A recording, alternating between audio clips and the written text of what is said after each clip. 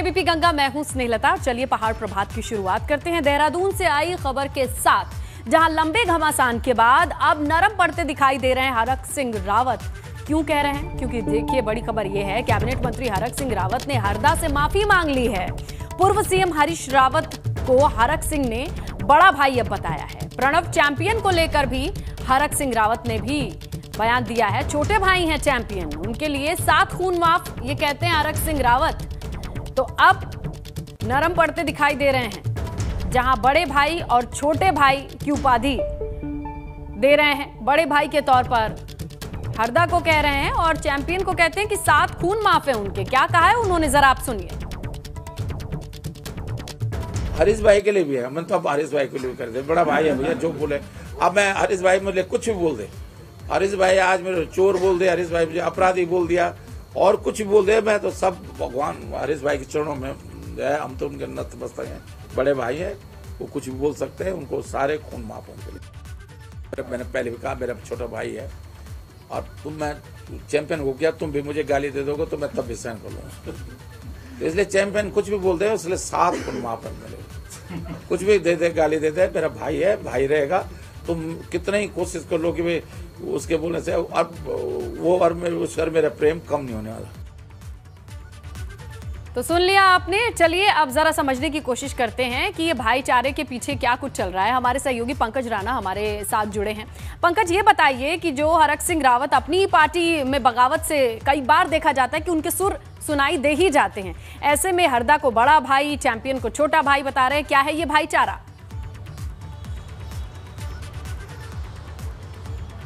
बिल्कुल इसने देखिए, इस बात को इससे समझना होगा कि हरक सिंह रावत को या तो सुर्खियों में रहने की आदत है या फिर बहुत बड़ा कुछ उत्तराखंड की राजनीति में होने जा रहा है। क्योंकि पिछले दौरान हरक सिंह रावत ने ही हरीश रावत पर कटाक्ष किए थे और कई तरह के सवाल खड़े किए थे, लेकिन एकाएक इस तरह की नरमी दिखाना हरक सिंह रावत की, ये कई और इशारे कर रहा है। क्योंकि पिछले दौरान जिस तरह से यशपाल आर्य की एंट्री भाजपा छोड़ कांग्रेस में हुई है, उसके बाद से लगातार ये अटकलें लग रही हैं कि कई जो बागी 2016 में कांग्रेस छोड़कर भाजपा में गए थे तो उनकी भी घर वापसी हो सकती है, यानी कि कांग्रेस में शामिल हो सकते हैं। और चुनावों का वक्त है और चुनावों के वक्त में हरक सिंह रावत के इस तरह से बयान देने ये कई तरह के मायने निकाल रहा है। क्योंकि यहाँ पर इस बात को समझना होगा कि हरक सिंह रावत को कहीं ना कहीं इस रूप में भी देखा जाता है कि वो जहाँ पर उनको लगता है कि बेहतर की जहाँ उनकी सीट निकल रही है, जहाँ से वो सीट जीतना जा रहे हैं, अपने स्तर से भी वो कई आकलन करते हैं। देखते हैं कि किस तरह का इस वक्त सियासी माहौल बना हुआ है, किस और जनता का रुख होने वाला है। तो इन तमाम चीज़ों को देखकर वो अपने बयान देते हैं। चैंपियन पर उन्होंने कटाक्ष किए थे। चैंपियन अब ऐसे उनके भाई हो गए हैं कि वो उन्हें कुछ भी कह दें, यदि 7 खून भी कर दे तो उनके लिए माफ हैं। वही बात वो हरक सिंह रावत के लिए कह रहे हैं कि हरीश रावत के लिए कह रहे हैं कि हरीश रावत उनके लिए कुछ भी कह दे, चोर कह दे, अपराधी कह दे, कुछ भी कह दे, वो उनके बड़े भाई हैं, वो उनके लिए सब कुछ माफ कर देंगे। लेकिन इससे पहले की बयान भी आपने सुने होंगे और जिन लोगों ने भी देखे होंगे कि किस तरह से हरीश रावत पर उन्होंने कटाक्ष किए थे। तो ये सीधे तौर पर इस ओर इशारे कर रहा है कि जिस तरह से सियासत उत्तराखंड में उथल पुथल कर रही है, तमाम लोग इधर से उधर जाने की फिराक में बैठे हुए हैं, कुछ भी आने वाले दिनों में हो सकता है। 2 से ढाई महीने का वक्त उत्तराखंड में चुनावों का बचा है और इन बचे हुए समय में हर सियासी दल जो बड़ा नेता है वो इस ओर देख रहा है कि उसकी राजनीति अगले साल से किस ओर जाने वाली है। तो इसी को लेकर यह बयानबाजी हुई है। तो इससे इस बात को समझना होगा कि हरक सिंह रावत की हरीश रावत के प्रति नरमी कई और इशारे कर रही है। बिल्कुल, और देखिए ये चुनावी मौसम है, ऐसे बयान नरमी और गर्मी दोनों पर ही नजर बनी रहती है और निगाहें टिक जाती हैं। आप हमारे साथ बने रहिए पंकज, अगली खबर पर भी आपसे जानकारी लेंगे, डिटेल लेंगे, क्योंकि अगली खबर है उत्तराखंड में आई आपदा से जुड़ी, जिसके स्थलीय निरीक्षण पर आज सीएम रहेंगे। अल्मोड़ा, चंपावत समेत कई जगहों पर आज सीएम धामी का कार्यक्रम बताया जा रहा है, जहां वो पहुंचेंगे। इसके अलावा कांग्रेस की भी 5 सदस्यों वाली टीम है जो आपदा से प्रभावित क्षेत्रों में पहुंच रही है, लोगों के दर्द पर मरहम लगाने का काम कर रही है। कुमाऊं क्षेत्र के अलग अलग इलाकों का दौरा मदन कौशिक भी कर रहे हैं। आपदा से जो नुकसान हुआ है उसका जायजा ले रहे हैं, आपदा प्रभावित लोगों से मुलाकात कर रहे हैं, उनका दुख दर्द भी बांट रहे हैं।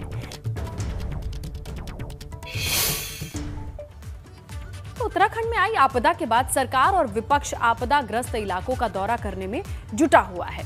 एक तरफ मुख्यमंत्री पुष्कर सिंह धामी है जो लगातार आपदाग्रस्त इलाकों का दौरा कर रहे हैं। वो आज चंपावत, अल्मोड़ा, पिथौरागढ़ जिलों का दौरा करेंगे। यहां सीएम धामी आपदाग्रस्त इलाकों का स्थलीय निरीक्षण भी करेंगे। निरीक्षण के बाद रात्रि विश्राम उनका हल्द्वानी में होगा। वहीं दूसरी तरफ कांग्रेस भी आपदाग्रस्त इलाकों के दौरों में लगी हुई है। 5 सदस्यों की टीम बनाकर लगातार दौरों पर हैं। 3 दिन तक दौरा करने का इनका कार्यक्रम बताया जा रहा है। इसी क्रम में आज दूसरा दिन है। ये टीम पहुंचेगी अल्मोड़ा। अल्मोड़ा में आपदाग्रस्त इलाकों का दौरा होगा। तो चलिए जानकारी लेते हैं हमारे सहयोगी पंकज से कि भाई अब देखिए दर्द पर मरहम लगाने वालों की अभी फिलहाल एक होड़ सी दिखाई दे रही है। कौन कौन कहां जा रहा है, जरा पंकज बताइए। बिल्कुल, इसने तो आपने सही कहा कि इससे पहले जो भी आपदाएं आई हैं तमाम सियासी दल अपने इसी कमरों में बैठे रहे, लेकिन अब क्योंकि चुनावी वक्त है और चुनावी वक्त में उन्हें जनता का हिमायती बन रहा है, इसीलिए सभी लोग अब अपने अपने क्षेत्रों में निकल गए हैं। और खासकर भाजपा कांग्रेस की बात करें तो इनमें दोनों ही पार्टियों में होड़ मची हुई है। पहले मुख्यमंत्री पुष्कर सिंह धामी का दौरा है, लेकिन इस बात को इससे कहा जा सकता है कि मुख्यमंत्री पुष्कर सिंह धामी ने अभी तक के मुख्यमंत्री के रूप में सबसे पहले इस आपदा के रूप में तत्परता दिखाई है और अलग अलग क्षेत्रों में वो दौरा कर रहे हैं। चमोली, नैनीताल, उधम सिंह नगर का दौरा कर चुके हैं। चौथा उनका ये दौरा है, ये पिथौरागढ़, चंपावत और अल्मोड़ा का दौरा रहने वाला है। तो इसमें तमाम आपदाग्रस्त क्षेत्रों में जाकर वो लोगों से मुलाकात करेंगे, उनके लिए जो भी राहत पैकेज है उसका ऐलान भी करेंगे, अधिकारी उसके साथ बैठक करेंगे और बैठक के बाद जो भी दिक्कतें उन क्षेत्रों में आ रही हैं, चाहे रोड ब्लॉक की बात हो या वहाँ पर जो भी समस्याएं लोगों को रही हैं, उनको राहत बचाव कार्यों की तेजी लाने की बात कहेंगे। लेकिन दूसरी तरफ अगर हम कांग्रेस की बात करें तो कांग्रेस इस मामले में भाजपा से आगे निकलने की फिराक में है और वो लगातार अब उन्होंने जिस तरह से 5 सदस्यीय कमेटी का गठन किया है, ये 5 सदस्य कमेटी अलग अलग क्षेत्रों में जाएगी। हरीश रावत ने अल्मोड़ा में जिस तरह से भाजपा पर निशाना साधा है और अब जो दूसरे तमाम नेता है, चाहे हम संजीव आर्य की बात करें, गणेश गोदियाल की बात करें, गोविंद सिंह कुजवाल की बात करें, तो ये तमाम लोग अलग अलग क्षेत्रों में जाकर आपदा प्रभावित क्षेत्रों का जायजा लेंगे और उसके बाद कांग्रेस एक रिपोर्ट बनाकर सरकार को घेरेगी। हालांकि तरह से हर नेता भाजपा सरकार को घेरने के मूड में लगा हुआ है, लेकिन उसके उलट आप यहाँ भी समझ सकते हैं कि मदन कौशिक और सरकार के मुख्यमंत्री अलग अलग क्षेत्रों में है। मदन कौशिक संगठन की ओर से आज नैनीताल में है, नैनीताल में वो अलग अलग क्षेत्रों का दौरा करेंगे। संगठन अपने विस्तार से इसका आकलन कर रहा है कि किस क्षेत्र में सबसे ज्यादा आपदा आई है, किन लोगों को क्या समस्याएं आ रही हैं। तो संगठन, सरकार और एक तरफ विपक्ष, ये तीनों अपनी अपनी तरह से अपने अपने आकलन में जुटे हुए हैं क्योंकि चुनावी माहौल है। चुनावी माहौल में हर तरह से हर नेता को अपने आप को जनता के सामने ये दिखाना है कि हम आपके सबसे ज्यादा हिमायती हैं और आप हमारे साथ आइए। तो चुनावी माहौल में चुनावी कौन साथ निभाता है और कौन मुश्किलों में साथ खड़ा रहा है, ये तमाम चीजों का जो लेखा जोखा है लोगों के जहन में जरूर रहता है। फिलहाल पार्टियां नजर आ रही हैं आपदा वाले दर्द पर मरहम लगाती हुई। आपका शुक्रिया पंकज तमाम जानकारी के लिए। और इधर प्रदेश में आपदा को लेकर हो रही सियासत पर सीएम धामी ने बड़ा बयान दिया है। पौड़ी पहुंचे थे और वहां कहते हैं कि आपदा पर सियासत नहीं होनी चाहिए। दरअसल सीएम धामी पौड़ी में आपदाग्रस्त इलाकों का निरीक्षण करने के लिए पहुंचे थे। स्थिति को जानने के लिए विकास भवन सभागार में अधिकारियों की उन्होंने बैठक भी ली है। आपदा के हालातों पर उन्होंने चर्चा की और स्थितियां क्या हैं वो जानने की कोशिश की। मैंने तो सबसे पहले सभी लोगों से ये अनुरोध किया था कि ये समय राजनीति करने का नहीं है, राजनीति आगे हो जाएगी। अभी क्योंकि बहुत बड़ी आपदा आई है, इसमें बड़ी जनहानि हुई है, हमारे पशु हानि हुई है, फसलों का नुकसान हुआ है, भवनों का नुकसान हुआ है, हमारी संपत्तियों का नुकसान हुआ है। इस समय में हमें इससे उभरने के लिए सभी लोगों को आगे आना चाहिए। राजनीति नहीं करनी चाहिए, पक्ष हो विपक्ष हो, हमारे सामाजिक संगठन है, सब लोग मिलकर हम लोग जो है लड़ेंगे। अभी हमें सबसे पहले उत्तराखंड के लोगों को इससे उभारना है। तो पहाड़ प्रभात में बात कर लेते हैं भाजपा प्रदेश अध्यक्ष मदन कौशिक की, जो आज रुद्रपुर में रहेंगे, आपदाग्रस्त क्षेत्रों का दौरा करेंगे।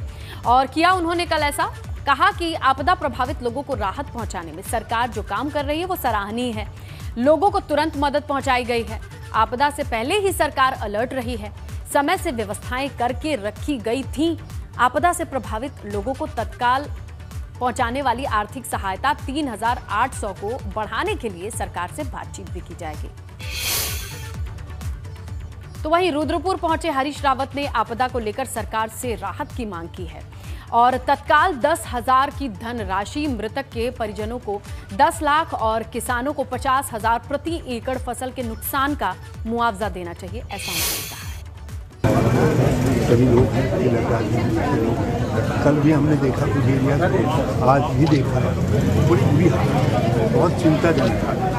और हमने जिलाधिकारी से कहा है कि फौरन पहली बात तो यह है कि जो तत्कालिक सहायता है, फौरी सहायता है, 10,000 रुपया प्रत्येक परिवार को दे दें ताकि वो कपड़ा और खाने पीने का तो कर सकें, और साथ साथ नुकसान का असेसमेंट करके राज्य सरकार को केंद्र सरकार से दोनों से मदद। और तीसरी बात जो है, जो बहुत आवश्यक है कि बीमारियां न फैलें, इसलिए सफाई, पानी और मेडिकल किट्स जो है उन एरियाज में होनी चाहिए, और सब लोगों को ऐसी स्थितियों से कैसे निपटा जाता है उसकी शिक्षा दी जानी चाहिए। इधर ऋषिकेश से बड़ी खबर मिल रही है। चंबा राष्ट्रीय राजमार्ग 94 के पास नगड़ी के पास बंद हुआ है, ये खबर है। भारी मलबा और पत्थर के आने के बाद इस हाईवे को बंद करना पड़ा है। वाहनों की लंबी कतार भी देखी जा रही है, यानी कुल मिला के ब्लॉक चल रहा है ये हाईवे 94 बताया जा रहा है। पानी, मलबा, पत्थर की वजह से इस पूरे हाईवे के बंद होने की खबर है। इसके साथ ही जो गाड़ियां हैं वो लंबी कतार में लगी हुई हैं, यानी कि ट्रैफिक है यहाँ पर। जब तक ये रास्ता साफ नहीं किया जाएगा लोग आगे नहीं बढ़ सकते हैं। जाहिर तौर पर देखिए तस्वीरें सामने हैं आपके, तो पत्थर और मलबा आने के बाद हाईवे 94 है जिसे बंद किया गया है। भूस्खलन से लोगों की परेशानी कितनी बढ़ गई है इसका अंदाजा आप लगा सकते हैं इन तस्वीरों से। बारिश के बाद भूस्खलन की परेशानी भी, पहाड़ों की मुश्किलें कम होती दिखाई नहीं दे रही हैं। रास्ते अब रिस्की हो चुके हैं। इन रास्तों पर पत्थर और मलबा आने के बाद कैसी कंडीशन है ये आपके सामने है। दोनों तरफ गाड़ियों की लंबी लंबी लाइन है। आगे बढ़ने के लिए इंतजार करना होगा जब तक ये मलबा साफ नहीं कर दिया जाता है, तब जाकर ये हाईवे सुचारू होगा।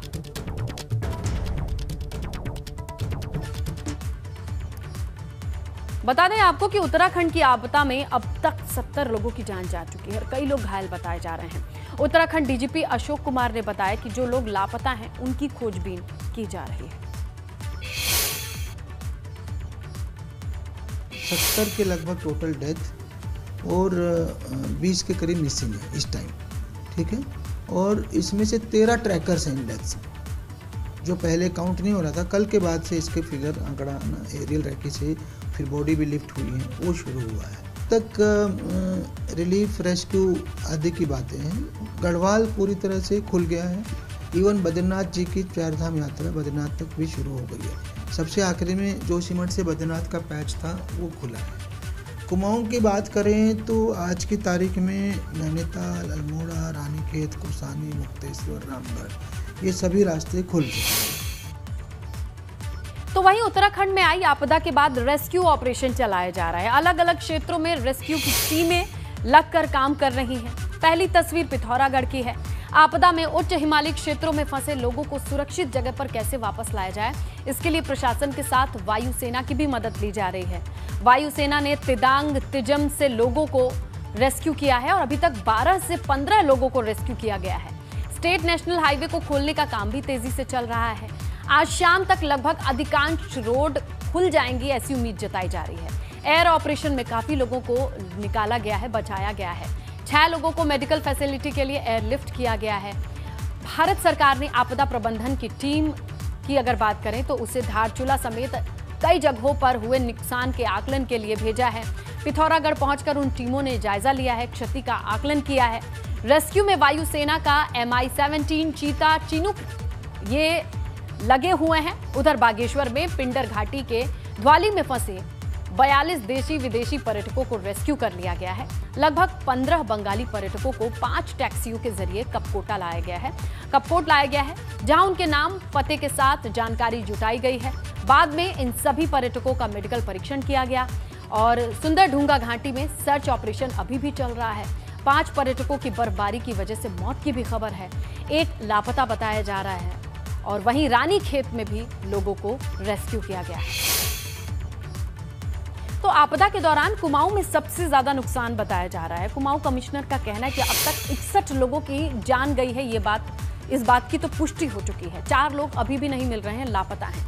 आपदा सहित अलग अलग घटनाओं में 36 लोग घायल हैं जिनका रेस्क्यू किया जा रहा है, उनका इलाज किया जा रहा है।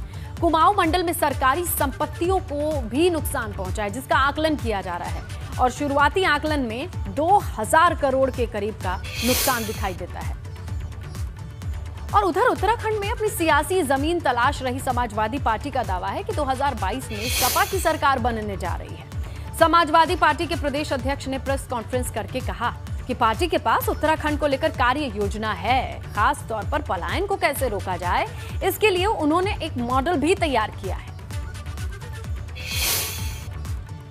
1,000 युवकों को उसी के जनपद में रोजगार की व्यवस्था करेंगे। इसके साथ साथ हमने पर्यटन को उद्योग का दर्जा दे करके हम पर्यटन को बढ़ाएंगे। हर 50 किलोमीटर पर एक रिजॉर्ट होगा, अच्छे होटलों का निर्माण होगा। तो हम वो व्यवस्था करेंगे कि जो इंटरनेशनल पर्यटक है हमारे यहाँ हम इतनी बढ़िया उसे 5 स्टार सुविधाएं उपलब्ध करा के पर्यटन को उद्योग का दर्जा देंगे। उधर कांग्रेस ने पंजाब में बड़ा फेरबदल किया है। पार्टी ने हरीश रावत की जगह राजस्थान के कैबिनेट मंत्री हरीश चौधरी को पंजाब कांग्रेस का प्रभारी बनाया है। ऐसे में अब हरीश रावत पंजाब से कांग्रेस के प्रभारी पद से मुक्त कर दिए गए हैं। तो देखिए, पद से मुक्त होने के बाद किस नजरिए से इस पूरे घटनाक्रम को देखा जा रहा है कि उत्तराखंड में चुनाव है, सर पर है। ऐसे में हरदास सिर्फ उत्तराखंड में फोकस करेंगे। चरणजीत सिंह चन्नी मुख्यमंत्री और श्री नवजोत सिंह सिद्धू प्रदेश अध्यक्ष के रूप में दोनों मिल करके आगे बढ़ रहे हैं। और उनको मेरे सहयोगी जिन्होंने कठिन मौकों पर मेरे साथ मिल करके काम किया है, श्री हरीश चौधरी जी का निरंतर मार्गदर्शन मिलने जा रहा है। तो ऐसी स्थिति में मैं एक संतोष महसूस कर रहा हूँ कि पंजाब कांग्रेस विकास के रास्ते पर अग्रसर होगी। और उसके साथ साथ मैं नए दायित्व के रूप में जो उत्तराखंड कांग्रेस के कैंपेन कमेटी की चेयरमैनशिप है उस पर फोकस कर सकूँगी। और हरीश रावत को जब पंजाब के प्रभारी पद से मुक्ति मिली है, कांग्रेस के पुराने साथी रहे सुबोध उनियाल इस पर चुटकी लेते हैं। क्या कहा उन्होंने, वो भी सुनिए। पंजाब से कांग्रेस ने मुक्त कर दिया, उत्तराखंड की जनता मुक्त कर देगी, पूरा साइकिल पूरी हो जाएगी। पिछले बार उत्तराखंड की जनता ने मुक्त किया था तो दिल्ली की कांग्रेस ने उनको पंजाब में बैठा दिया।